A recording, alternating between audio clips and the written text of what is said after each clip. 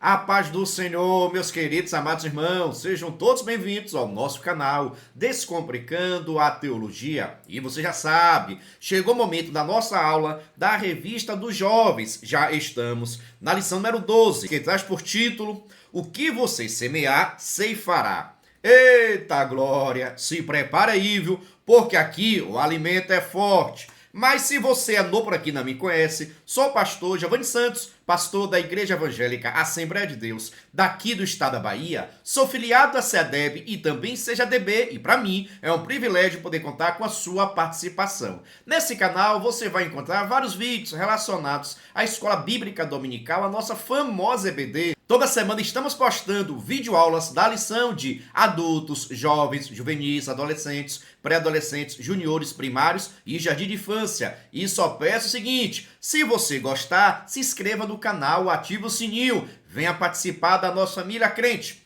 Mas agora, sem demora, vamos para a nossa aula da lição de número 12 dos jovens, que traz por título: O que você semear, ceifará. Veja só, se você é professor, sempre recomendo que você possa iniciar sua aula realizando alguma dinâmica com seus alunos. Com relação à dinâmica, vale aqui uma observação. A dinâmica desta aula não vou deixar no final deste vídeo. A dinâmica da lição número 12 vou estar colocando nesse canal aqui, olha, pega o nome, pesquisa aí no YouTube, Descomplicando a EBD. A dinâmica desta aula vai estar nesse canal, Descomplicando a EBD. Em outras palavras, não vou colocar no final deste vídeo a dinâmica, somente no canal novo Descomplicando a EBD, tá bom? Então sempre recomendo que você possa iniciar sua aula realizando alguma dinâmica com seus alunos. Mas também, se você quiser, pode iniciar fazendo algumas perguntas com relação ao título, para assim verificar o grau de entendimento, de conhecimento da turma. Aqui você pode perguntar: o que é que nós estamos plantando? Olha, qual deve ser a nossa semente? O que é que nós vamos estar colhendo na vida? Pergunte aos seus jovens se eles já estão plantando a semente de Cristo, se eles já estão plantando na vida deles e na vida de outras pessoas a boa semente da palavra do Senhor. O que é que está faltando? O que é que precisa melhorar? Se estão plantando, estão regando, cuidando? Eita! São perguntas para levantar uma discussão e também colocar sua turma para estar pensando com relação à própria vida deles. Veja só o título: aquilo que você plantar, você vai estar colhendo. Então, cabe a nós plantarmos a boa semente do Evangelho de Cristo Jesus, para que nós possamos colher os bons frutos. Concorda comigo? Deixa aqui nos comentários. E lembrando, caso você queira a nossa dinâmica digitada e também esta explicação por escrito, basta você acessar o nosso site. Pesquisa aí no Google, por gentileza, Descomplicando a Teologia EBD. O nosso site vai aparecer, você clica no menu Jovens. Lá você vai ter acesso à dinâmica digitada, a lição comentada e a lição descomplicada. São materiais que vão estar ajudando o seu entendimento. E aproveita, professor, é grátis. Você não paga nada por isso. É bênção, viu? Dando seguimento. Texto principal: levai as cargas uns dos outros, e assim cumprireis a lei de Cristo. Levai as cargas, os fardos. Em outras palavras, precisamos ajudar o nosso próximo, ajudar os nossos irmãos que está levando o seu fardo. Tem crente que vai dizer o seguinte: mas pastor, o meu fardo já é pesado. É por isso que nós devemos estar ajudando uns aos outros. Você vai ajudar o irmão a levar o fardo dele e você também será ajudado. Eu creio dessa forma. E você, deixa aqui nos comentários. Vamos fazer uma aula participativa? Dando seguimento. Resumo da lição: a espiritualidade também é fruto daquilo que se planta, seja na carne, seja no espírito. O texto principal está em Gálatas, capítulo 6, versículo 1 ao 8. Recomendo que você faça a leitura compartilhada com seus alunos. Veja só, nós enquanto cristãos devemos ter o entendimento, a sabedoria, que tudo aquilo que fizermos aqui nesta terra terá uma recompensa, positiva ou negativa. Ou seja, ou você vai ser abençoado ou vai estar sofrendo as consequências das suas ações. Agora, tudo isso, nós que decidimos. Deus nos dotou com a capacidade de escolhermos. Agora, de acordo com a sua escolha, de acordo com o seu caminho, de acordo com o seu Deus, você terá as consequências positivas ou negativas. Aquele que escolheu a Deus, aquele que escolhe a santidade será abençoado. E quem não escolheu o pastor vai sofrer as consequências da sua decisão. Será que nós estamos preparados para enfrentar os desafios e também sofrer as consequências das nossas escolhas? Deixa aqui nos comentários. Introdução. O apóstolo Paulo se detém, no início do último capítulo, a tratar da forma como verdadeira liberdade cristã pode ser vivenciada na comunhão dos santos.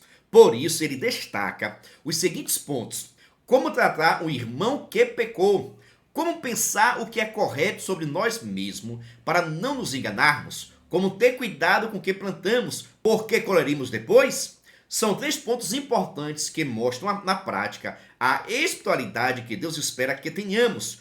Como tratar um irmão que pecou? Boa esta pergunta. Como pensar o correto sobre nós mesmos? Como ter cuidado com o que plantamos? Veja só, esta lição vai continuar com a temática acerca da liberdade. Nós estamos libertos em Cristo Jesus. Em Cristo Jesus, nós estamos livres. Em outras palavras, não há necessidade de guardar a lei, mas há necessidade de ter uma vida santa diante do Senhor. Logo, aquele que está livre do pecado, aquele que nasceu de novo, ele será uma pessoa diferenciada. Primeiro, porque vai ter amor para com o próximo, vai ter amor para com o seu irmão, e este estará ajudando o outro a crescer na graça e no conhecimento.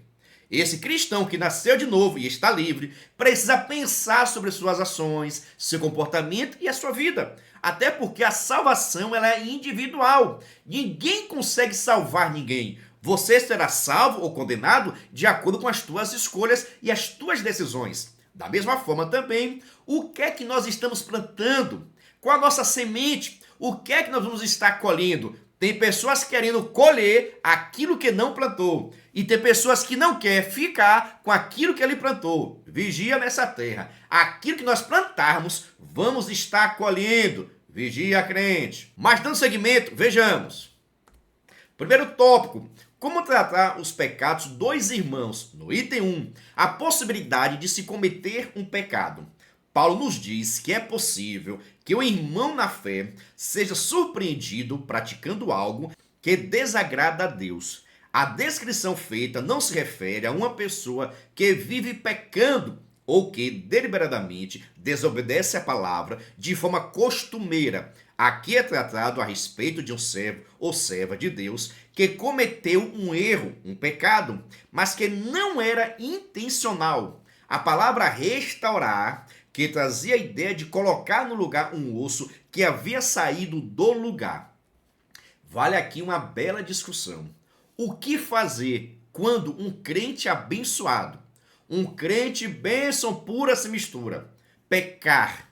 Eita, qual deve ser o posicionamento da igreja?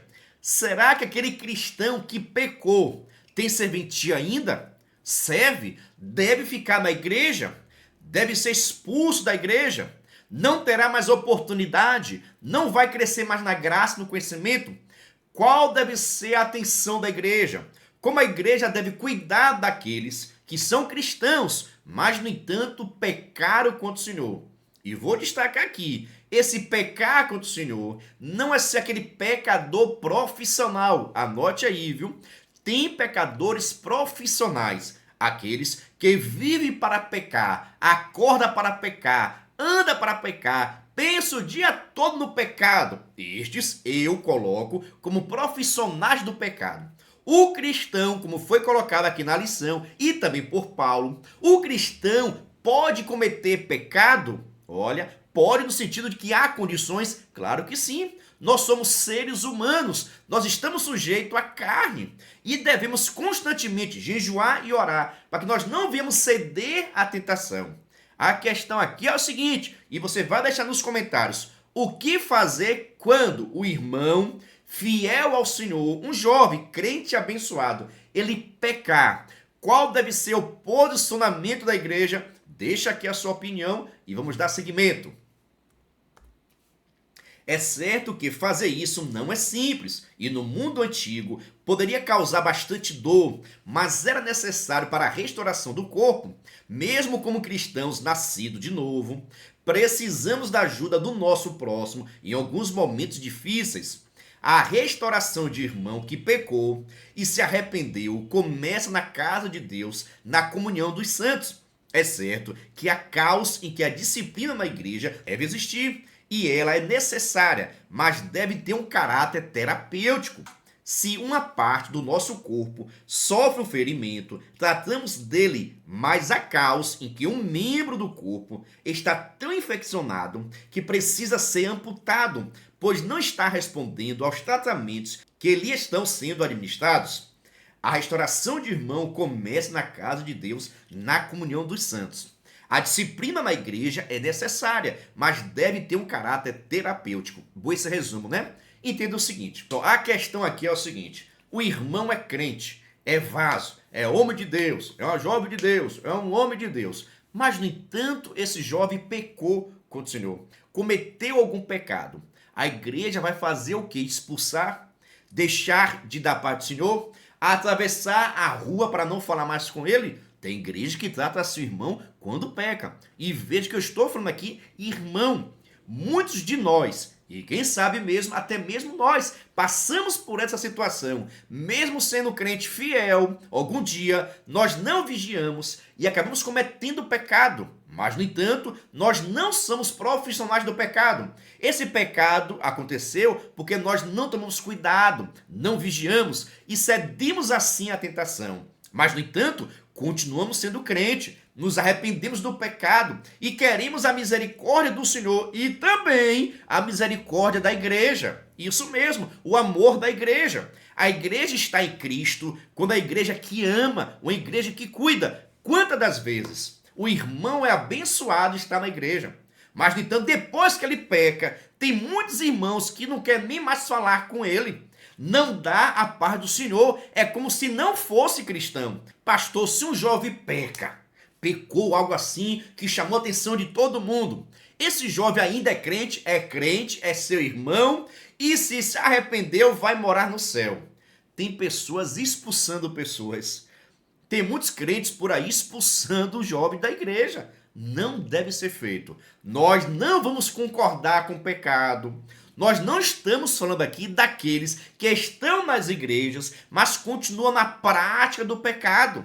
Continua pecando de manhã, de tarde e à noite. A sua consciência já não lhe acusa mais. Não é deste que eu estou falando. É o crente que é fiel, mas não vigiou e cedeu à tentação. Este deve ser cuidado, zelado, tem que ser dado o remédio certo, na dosagem certa, para que este irmão que pecou possa se recuperar e ser novamente integrado, colocado, assim como o osso que está fora do lugar tem que ser encaixado novamente. Assim é o cristão, um jovem que peca contra o Senhor, mas se arrepende do seu pecado, vai passar pela disciplina para que possa estar novamente no lugar certo, na hora certa e do jeito certo. E que Deus possa estar nos ajudando nesse grande desafio. Primeiro tópico, segundo item. O que define uma pessoa espiritual? Boa pergunta. A vida espiritual do cristão é um tema muito discutido na atualidade. No entanto, não é algo exclusivo do nosso tempo. Ele também era conhecido nos dias de Paulo. As pessoas buscam algo que lhe conecte com Deus ou com alguma outra divindade. Buscam reverenciar algo ou alguém que lhe oriente, que lhe dê um senso de direção e um propósito de vida. Um espírito de mansidão é apresentado por Paulo nesta carta como um sinal de espiritualidade. É provável que esse conselho tenha mais importância em nossos dias, onde os meios de comunicação, as redes sociais se tornam um campo fértil para brigas, contendas e disputas. Meus irmãos, o crente ele é diferente em tudo. Isso mesmo, aquele que aceitou a Cristo, ele tem que ser diferente em todo o seu aspecto, em toda a sua vida, em todo o seu comportamento. Aquele que aceitou a Cristo tem o espírito da mansidão, ele é manso, ele é calmo, ele é tranquilo. E mesmo naqueles momentos de adversidade, ele vai respirar fundo, repreender em nome de Jesus. Por isso que nós, enquanto cristãos, devemos seguir o conselho de Paulo: orai sem cessar. Como é que eu vou orar sem cessar? Seu trabalho, seu estudo, tua família. Você deve orar constantemente no seu pensamento, no seu coração, pensando ou conectado com Deus o dia todo. Tem muitas pessoas buscando essa espiritualidade através das meditações, de livros de autoajuda. Você não vai achar. O vazio vai continuar no coração, porque o vazio que o ser humano tem dentro dele só pode ser preenchido pelo amor de Deus. Só pode ser preenchido por Cristo Jesus. Por isso, vamos pregar mais sobre Jesus. Vamos apresentar mais Cristo para que as pessoas possam crer nele e assim ter a sua vida transformada e mudadas para a glória do Senhor. Vejamos. Restauração na comunidade. Há crentes que amam a Jesus, mas se veem envolvidos em um pecado e precisam passar por um processo de restauração. Observe que o Senhor não ordena, através do apóstolo, para que o mundo ajude um crente que pecou. Ele ordena que aqueles que são espirituais, a igreja, ajudem esses irmãos que caíram. Pessoas livres em Cristo valorizam tanto a liberdade que cuidam para que seus irmãos não só recebam os cuidados necessários se pecarem, como também buscam restaurar a comunhão àquele que se arrependeu, confessou e abandonou o pecado. A nossa vida espiritual aos olhos de Deus não é medida somente pelos nossos momentos com o Senhor, mas também pelos nossos momentos com os nossos irmãos. Gritarias, grosserias, maltratos vão na contramão do que Deus planejou para a comunhão do seu povo. Irmãos, nosso Deus é um Deus de relacionamento. Deus sempre quis e quer se relacionar com o seu povo. E este é um exemplo que deve ser seguido por cada um de nós. Quando aqui destacamos a questão do amor ao próximo, o cuidado, também que a missão da igreja é cuidar até mesmo daqueles irmãos que pecaram. Estamos falando de pecado, pecaram mesmo. Mas esse irmão que pecou, ele continua sendo seu irmão, continua sendo da sua igreja. Por quê, pastor? Mas ele pecou, não é mais crente não. Olha, pode ter sido uma falha. Ele cedeu à tentação, mas ele não é um profissional do pecado. Ele foi tentado, não repreendeu, não vigiou e pecou. Mas se ele se arrependeu, se ele confessou, se ele deixou o pecado, ele está limpo pela palavra e precisa do meu apoio e do seu apoio. Mas tem crente que pensa por aí que é melhor, eita, que é super crente, que ele pode mais. Isso não acontece comigo. Vou lhe contar um segredo, viu? O que eu já ouvi de crente falando, pecou, não serve mais, não presta mais, isso não serve comigo, isso eu nunca faria. Eu já vi tanta gente que já falou dessa forma, que não aguentou uma tentação, caiu em pecado. Anote aí, professor, não existe supercrente. Somos feitos de carne, estamos sujeitos ao pecado. Por isso que nós precisamos viver uma vida de oração, jejum e consagração. Agora, sabe qual é a dificuldade? Nós não estamos mais orando o quanto devemos orar, jejuando e nem consagrando. A questão toda é essa. Por isso, ó tu que está em pé, para que não caia. Dando seguimento, vejamos. Todos podemos ser tentados. Ninguém está imune à tentação, olhando por ti mesmo, para que não sejas também tentado. Não basta perceber quando um irmão falha ou corrigi-lo com espírito de mansidão. É preciso que estejamos atentos, vigilantes, para não cairmos nos mesmos pecados. Se mesmo o Senhor Jesus, cheio do Espírito, foi tentado por Satanás, após ter enjoado, nós também podemos ser tentados em diversas áreas. Não se pode negar que o pecado tem uma força destruidora e que não estamos livres de algum momento nos deixar levar pela antiga natureza e pecar contra Deus. O pecado domina a vida dos não salvos e tenta demover dos santos a comunhão com o Senhor. Ninguém está imune à tentação. Precisamos ser vigilantes para não cairmos. Veja só, né? A tentação não é pecado. Tentação é o meio, é a forma, é a circunstância, É a isca que o inimigo utiliza para tirarmos da direção do Senhor, para que não venhamos pecar. Então a tentação não é pecado. O cristão pode ser tentado, o cristão vai ser tentado, o cristão que está sendo tentado, ele não está em pecado. Deve vigiar para que não venha ceder à tentação, porque pecado é você ceder à tentação. Logo, é necessário ter uma vida de quê? De oração, de jejum, de meditação da palavra e também de sabedoria. Tem muitos lugares, tem muitas situações que nos faz pecar. Então, qual é o segredo? É não ir, é não ver, é não acessar, é não estar próximo. Se você sabe, vá o conselho de Deus para a sua vida. Se você sabe que tem pessoas, tem lugares, tem redes sociais que te faz pecar, se afasta. Não fica acessando o site. Vigia, repreende. Começa a focar sua vida em Deus, nas coisas do Senhor. Começa a participar mais das atividades da igreja. Nós precisamos ter uma vida consagrada ao Senhor para que nós possamos fugir de toda a tentação. Mas sabe, a tentação vai bater na porta. E vai informação, não bate somente na porta do jovem não, viu? É do idoso, da senhora, do homem, mulher, de todos nós. Todo cristão está sujeito ao pecado. Mas tem aqueles crentes que dizem, olha, comigo não tem essa, porque eu jejuo de manhã, eu jejuo de tarde, eu jejuo de noite. Comigo não tem essa, porque eu vivo a vida de oração. Meus irmãos, Satanás tentou Jesus depois de 40 dias de jejum. E tu não vai ser tentado depois de 1, de 2, de 3 dias, irmão? Pelo amor de Deus. Agora, toma cuidado. Aqueles que pensam que são fortes estão sendo fracos, porque estão colocando a sua confiança nas suas forças. Nós somos fracos, somos dependentes. Agora nós dependemos de Deus. Em Cristo Jesus somos mais do que vitoriosos. Você crê? Deixa aqui um brado de glória, por gentileza. Eita glória! Ele disse que aqui o alimento é forte, mas vamos para o nosso segundo tópico. Mas antes, preste atenção. Se você quiser e puder, pode se tornar membro. Pastor, quer ser membro, é ser um parceiro. Duvida? Assista esse vídeo. Você é professor da EBD? Venha ser membro do canal Descomplicando a Teologia. Toda semana os membros recebem subsídios teológicos, slides, explicação por escrito, dinâmica digitada, plano de aula, videochamada, leitura diária, atividade online e em PDF, mapa mental, grupo VIP, ideias para o encerramento do trimestre e apresentações, simulados, certificados, WhatsApp 73 98141 8544.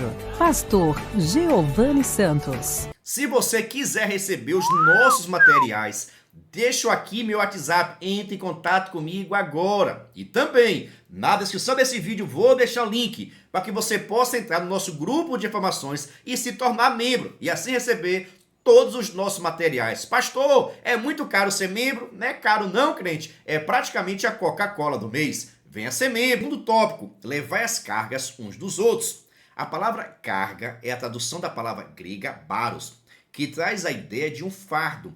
Não é a representação de um pecado, mas de uma pressão, uma provação. Nem todos temos os mesmos desafios ou lutas. Há irmãos em nossas igrejas que passam por situações difíceis, que se tornam verdadeiras cargas, acrescentando peso na caminhada. Essas lutas podem ser uma doença na família, um desemprego, um divórcio, um luto e etc. É preciso que sejamos sensíveis com nossos irmãos na mesma medida em que desejamos ser compreendidos. Quem leva as cargas uns dos outros cumpre a lei de Cristo. Os judaizantes inseriram nas igrejas da galáxia a ideia da circuncisão como início da prática da lei para os gentios. Mas esses irmãos queriam mesmo cumprir a lei de Cristo e não a de Moisés. Deveriam ajudar uns aos outros. Devemos estar dispostos a ajudar nossos irmãos em suas dificuldades. Cumprir a lei de Cristo significa amar e servir uns aos outros. A verdadeira comunhão se manifesta quando compartilhamos os nossos fardos. Veja só, fardo aqui não é pecado. Ninguém deve carregar o pecado de ninguém, pelo amor de Deus. Fardo fala de tudo aquilo, todo o sistema, toda uma vida, toda uma dificuldade, todo um desafio. O comentarista até destaca aqui que tem pessoas que o seu fardo é pesado, uma doença. Já pensou você doente? Quando você tem saúde, meu irmão, você tem tudo. Você consegue trabalhar, correr atrás para conseguir o mínimo para viver. E você doente? Vai trabalhar como? Vai fazer as coisas de casa como? Vai sobreviver como? É necessário que a Igreja de Cristo, que tem amor na sua vida, possa ter esse olhar diferenciado. Ajudar os irmãos a levar os seus fardos, a sua própria vida, o peso da sua vida. Eu não sei se o seu fardo é grande, se é pequeno, se é leve, se é pesado, mas nós temos Cristo Jesus e ele diz que o fardo dele é leve e ele está disposto a nos ajudar, nos socorrer, nos ajudar a crescer, a se desenvolver. E nós, enquanto cristãos, devemos ter esse mesmo amor, esse mesmo sentimento que Cristo teve por nós. Logo, ajude os seus irmãos. Tem irmãos sofrendo, irmãos, por causa de doença, dificuldades financeiras, lutas, perseguições. E a igreja não tem a função de ficar acusando, jogando pecado, erros na cara de ninguém. Nós estamos aqui para ajudar o nosso irmão, para que ele possa crescer e se desenvolver. Será que eu estou fazendo isso? E você e seus alunos? Nós estamos ajudando os nossos irmãos a levar os seus fardos ou estamos aumentando? Anote aí, viu? Tem irmão que fica colocando mais fardo ainda, aumentando a dificuldade do nosso irmão. Tem pessoas que já têm um fardo pesado e tem crente que, em vez de ajudar o irmão, levar o fardo, fica colocando mais peso, acusando, colocando empecilho, se distanciando. Tudo isso, você não está ajudando o irmão a levar o fardo. Você está aumentando o peso do fardo do irmão. É Deus falando contigo. E você que é professor, faça discussão com seus alunos sobre se eles estão ajudando os irmãos a levar os fardos deles ou se está aumentando o peso, colocando mais fardo ainda. Os judaizantes estavam exatamente fazendo isso. Não ajudava ninguém, não contribuía com ninguém, mas sim estavam aumentando os fardos dos gentios. E veja que fardos estes que eles, judeus, cristãos, não estavam aguentando carregar e querendo que os outros carregassem, colocando peso aonde não deveria colocar peso, aumentando o fardo aonde não deveria ter fardo. Vigia, crente, que nós não possamos ter a mesma atitude que os judaizantes tinham, de aumentar o fardo dos irmãos e não ajudar ninguém a carregar nada. Será que tem gente ainda? Você conhece pessoas assim? Deixa nos comentários. Dando seguimento. O que você acha de si mesmo? É notório que temos todos nós uma imagem do que somos. É possível que vejamos a nós mesmos de uma forma e Deus nos vê de outra. Um dos elementos facilitadores da tentação é a arrogância. É um cuidado que todos devemos ter, pois não raro acreditamos que somos mais do que realmente somos. É da natureza humana pecaminosa a arrogância e por isso devemos cultivar um espírito humilde. Observe que Paulo representa esse pensamento através de uma hipótese. Se alguém cuida ser alguma coisa, ele se vale dessa premissa não para apontar pessoas, e sim para que seus leitores olhassem para si mesmo e não fossem descuidados. O orgulho pode nos fazer pensar que somos superiores aos outros, que merecemos muito mais do que nos é dado, ou que estamos sendo preteridos no trabalho, nos estudos e até mesmo na igreja. Quem é você? Qual o seu valor? Qual a sua importância? Qual o seu papel? E por que tudo isso? Nós devemos compreender o nosso papel diante da obra do Senhor. Cada um de nós aqui temos os nossos talentos, as nossas habilidades. Mas se Deus não estiver em nós, nós não podemos fazer nada. É como já diz o hino. Você não canta, você não prega, você não faz nada. Tudo que temos, tudo que somos é por causa de Deus. Deus tem nos abençoado, mas tem pessoas por aí que estão pensando que são mais importantes do que Deus. Eita, já vi pessoas até falarem, sem mim a igreja não cresce. Se eu sair desse departamento, se me tirarem desse departamento, vai acabar. Quem é você? qual o seu papel, qual a sua função, qual a sua importância no reino de Deus. Aquele que não pode sair, aquele que não pode ficar do lado de fora, sabe quem é? É Cristo Jesus, porque ele que manda na igreja, ele que é dono da igreja. Eu sei que tem muitos crentes por aí que querem ser o dono dos jovens, do departamento, da EBD, mas quem manda na igreja é Cristo Jesus. Tem pessoas pensando que ele é muito mais importante do que realmente ele é. Importante com relação à obra do Senhor, porque a nossa alma diante de Deus é preciosa, mas não existe alma preciosa mais do que a outra. Diante de Deus somos sua criatura, isso mesmo, diante do Senhor somos sua criatura. Se aceitou a Cristo, Jesus é filho dele, mas isso não significa que a sua alma é melhor do que a outra. Que você é mais digno, que você é mais merecedor. Olha, mais digno, mais merecedor. Tudo isso aponta o quê? Arrogância, prepotência, soberba, que está batendo em nosso coração. Mas Paulo vai dizer, e vocês cuidam ser o quê? Vocês estão pensando que são mais importantes?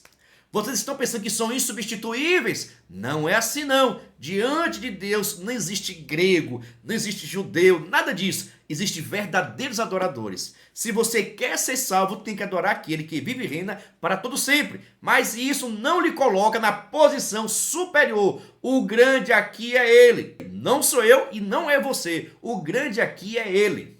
Segundo tópico, terceiro item. O que é instruído na palavra? Uma pessoa que é abençoada, recebendo o ensino das Escrituras, deve ter uma mente e um coração aberto à generosidade, pois aquele que o está instruindo passou tempo aprendendo, entendendo o conteúdo e se esmerando em repassá-lo para que o seu aluno possa crescer diante de Deus. A palavra instruir no grego, de onde vem a palavra catecismo, que significa instruir e ensinar. Uma pessoa espiritual compartilha o que possui com outras pessoas. E no caso do ensino bíblico, isso é uma ordenança. E o que é instruído na palavra, reparta de todos os seus bens com aquele que o instrui. Quem ensina precisa se qualificar, estudar, aprender e usar o seu conhecimento para o crescimento do reino de Deus. Portanto, é justo que esse tipo de obreiro seja reconhecido na igreja e ajudado a cumprir o seu ministério. Instruir, irmãos, nós enquanto cristãos, enquanto professores, devemos ter uma vida de estudo e consagração. Mas hoje muitas pessoas querem ensinar, mas não querem aprender. Querem ensinar, mas não querem estudar. Se acham cheios do conhecimento, doutor em divindade, mas não gostam de sentar para aprender. Só vai na EBD no dia que está na escala. No dia que é outro professor, muitos não vão para a EBD. Jesus está te vendo, ele está de olho nisso. Então nós, enquanto cristãos, devemos ter a humildade de sentar para aprendermos com o nosso irmão, com o nosso amigo em Cristo Jesus. Então nós estamos aqui para se desenvolver. Cada um de nós, irmãos, ensina de uma forma diferente. Eu acho isso extraordinário. Mas nós devemos ter um coração humilde e preparado e pronto para aprender. Porque quando você aprende certo, quando você se qualifica, quando você está preparado, é muito mais fácil você ensinar e instruir outras pessoas. Você vai repetir os ensinamentos, comportamentos dos seus professores. Então aprenda certo. Aprenda com a pessoa certa. Pastor, quem é a pessoa certa para estar me ensinando? Cristo Jesus e as suas lideranças. Que nós possamos aprender o que é certo e repassar também como ensinamento no nosso dia a dia. Eita glória! Ele diz que aqui o alimento é forte. Mas vamos para o nosso terceiro tópico. Mas antes, vou deixar aqui uma recomendação. Tem um canal novo aí chamado Hinos para EBD, isso mesmo. Nesse canal Hinos para EBD, toda semana esse canal está postando hinos relacionados a cada lição e a cada aula. Isso mesmo. Dessa lição, por exemplo, vai ter um hino específico para esta lição. Você pode estar pegando esse hino e compartilhando com seus alunos, serve como revisão, de apresentação, fica à vontade. Esse canal será uma bênção para a sua vida. Eu estou recomendando para que você possa conhecer, se inscrever e deixar seu like. Nome desse canal, Hinos para EBD. Toda semana vai ter um hino referente à sua turma, referente à sua lição, e vai ser uma bênção. Eita glória! Ah, e se você também produz conteúdo evangélico, cristão, abençoado, e quer que eu venha recomendar o seu canal, deixo aqui meu WhatsApp, entre em contato comigo para que nós possamos fechar uma parceria. E assim eu vou estar recomendando o seu canal aqui e vai ser uma bênção. Mas tem uma coisa, o seu canal tem que ser bênção pura sem mistura. Você quer que o pastor Giovanni esteja recomendando o seu canal? Entre em contato comigo agora e vamos fechar uma parceria abençoada. Terceiro tópico, colhendo o que se planta. Deus não se deixa escarnecer. Pode parecer estranho Paulo dizer que Deus não se deixa escarnecer para a igreja, mas foi necessário. Em nossos dias, o Eterno tem sido apresentado erroneamente por alguns como uma divindade boazinha que existe para ser acionado quando algumas pessoas se veem em problemas. Quantas pregações têm sido vinculadas com o objetivo de mostrar um Deus, com letra minúscula, tá vendo? Que obedece às vontades humanas, que isenta os homens de seus pecados sem que haja arrependimento, mas esse não é o Deus da Bíblia. Cremos na misericórdia do Senhor, na sua presença quando invocado e no seu poder de transformar situações, mas isso não anula a nossa responsabilidade para com os nossos erros. A expressão não erreis deixa claro que quem pensa que plantará na carne e colherá frutos no espírito está agindo fora do conhecimento natural e espiritual. Não erreis. Quem pensa que plantará carne e colherá fruto no espírito está agindo fora do conhecimento natural e espiritual. Por isso que a temática da lição, aquilo que você plantar, você vai estar colhendo, vai estar ceifando. E devemos tomar bastante cuidado. Qual tem sido o meu comportamento?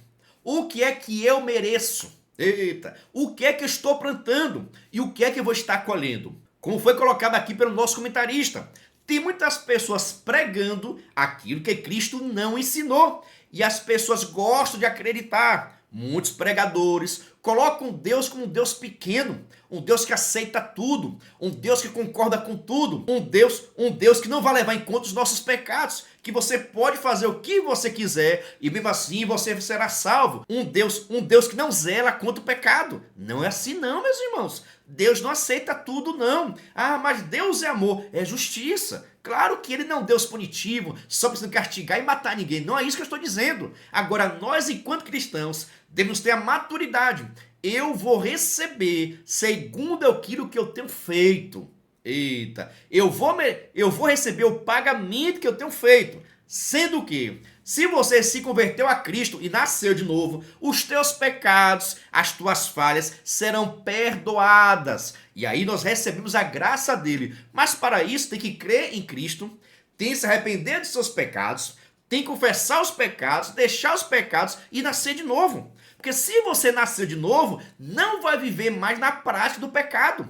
Não vai viver mais pecando. Não vai viver mais distanciado do Senhor. Então tome cuidado com a sua vida. Irmãos, não acredite nessas mensagens fácil demais, que Deus não se importa, que Deus só quer o coração, que você pode fazer o que você quiser. Não é assim que a Bíblia diz, não. A Bíblia diz o seguinte: sede santos, porque Ele é santo. Jesus Cristo disse que quem quiser vir após mim, renuncie a si mesmo, toma a sua cruz e me siga. É quem quiser, meu irmão. Vou te perguntar, porque já foi dito, perguntar não ofende. E você quer? Vamos para o nosso terceiro tópico, segundo item, plantando e colhendo. O que o homem semeia, isso haverá de colher. A lei da semeadura é opcional, mas a da colheita é obrigatória. Paulo não fala aqui da simples ação da natureza, levando sementes pelo vento para serem depositadas em terrenos férteis, como ocorre com certas plantas. Paulo aqui foca a ação do homem ao plantar, que vai ser colhido no futuro. Deve ter em mente que há uma lacuna de tempo entre a semeadura e a colheita. Nem sempre as nossas ações, sejam elas boas, sejam elas más, serão frutos imediatos, mas esses frutos um dia nos alcançarão. Não tem para onde fugir. Aquilo que você faz hoje, você sofrerá as consequências, sejam elas positivas ou negativas. Ah, pastor, mas eu conheço irmão fulano de tal, ele vive no pecado e nada aconteceu com ele. O comentarista, ele chama a atenção o seguinte: até o dia que você planta, para o dia que você colher, vai ter um tempo. Isso mesmo, você vai plantar hoje e vai nascer hoje? Não, existe um tempo. Da mesma forma, na nossa vida espiritual é assim. Você faz hoje e amanhã continua da mesma forma. Amanhã da mesma forma. Ou seja, nada mudou na sua vida. Mas mais cedo ou mais tarde, você vai estar colhendo aquilo que você plantou. Veja só o que aconteceu lá no jardim do Éden. A palavra do Senhor, no dia que comerdes, certamente morrereis. Eles comeram e não morreu aparentemente, mas depois veio toda a consequência dos seus atos. Assim também acontece conosco. Devemos vigiar, porque as consequências vão vir. E eu tenho dito aqui nesse canal, o ser humano quer viver no pecado, quer fazer o que não pode e não quer sofrer as consequências das suas ações. Concorda comigo? Faça essa mesma discussão com seus alunos. Terceiro tópico, terceiro item: carne e espírito como campos de semeadura. A carne e o espírito são terrenos férteis para serem semeados. Não é sem razão que no capítulo 5 o apóstolo fala acerca das obras da carne e o fruto do espírito, dois terrenos que, se dada a devida atenção, trazem seus frutos. Ao longo da carta, ele usa as palavras carne e espírito algumas vezes. Ele queria que os Gálatas soubessem, e nós também, que essa luta é real, diária e precisa ser levada a sério. Não basta saber quais são as obras da carne e o fruto do espírito. É preciso tomar uma decisão: semear na carne e colher as obras da carne, ou semear no espírito e colher o fruto do espírito. Boa colocação aqui, viu? E nós, enquanto cristãos, nós estamos plantando na carne e queremos colher no espírito. Eita, nós estamos colhendo no espírito. Será que vamos colher? Nós estamos plantando no espírito e vamos colher na carne? Será que é possível? Meus irmãos, aquilo que você fizer vai ter uma consequência na sua vida. Se você não quer ter uma vida de oração, vai sofrer as consequências. Se você não medita na palavra, vai sofrer as consequências. Se você fica perdendo a EBD, vai ter suas consequências. Se você não participa dos cultos de adoração, de serviço ao Senhor, vai ter suas consequências. Se você não faz nada na escola, não faz nada na igreja, vai ter suas consequências. Agora, meu irmão, se você tem a vida de oração, de consagração, de imitação, se envolve com as coisas de Deus, você vai ter as consequências positivas. Agora, muitos jovens preferem as coisas da carne.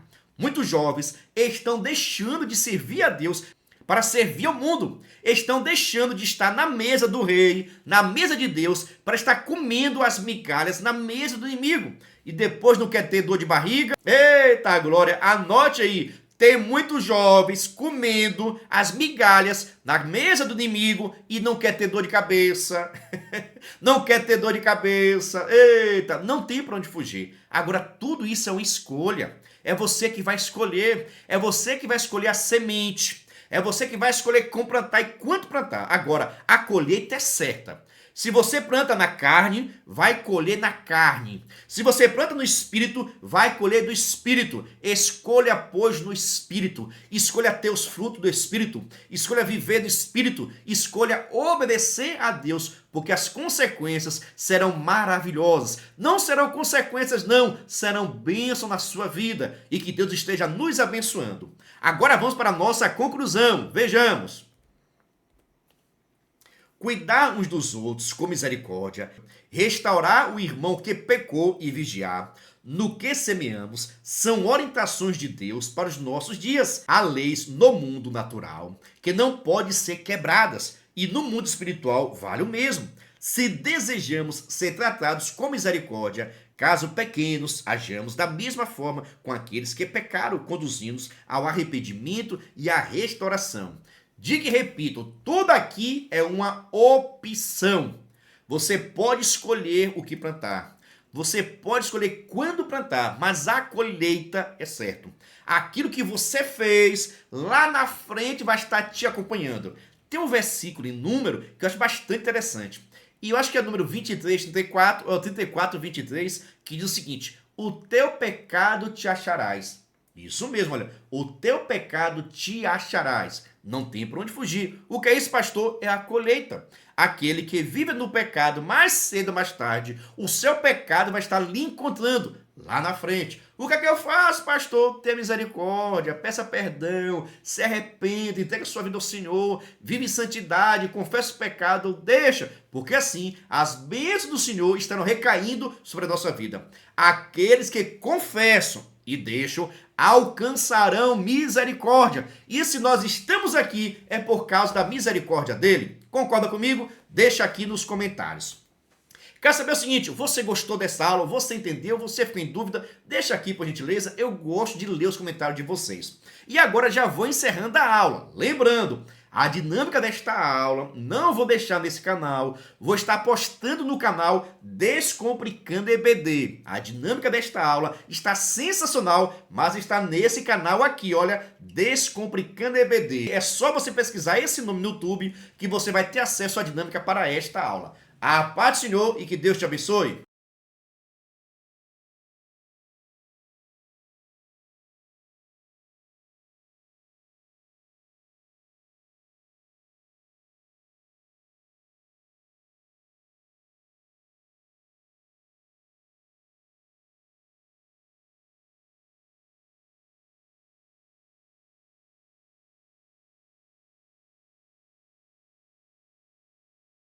Venha estudar na plataforma de cursos Descomplicando a Teologia. Aproveite a oportunidade de acessar diversos cursos em um único lugar. Fazendo sua assinatura, terá acesso a todos os cursos. Já estão disponíveis os cursos: Descomplicando a Teologia para Professores, Escatologia Completa, Descomplicando a EBD, Curso Básico em Teologia, com 25 disciplinas e certificado ao final.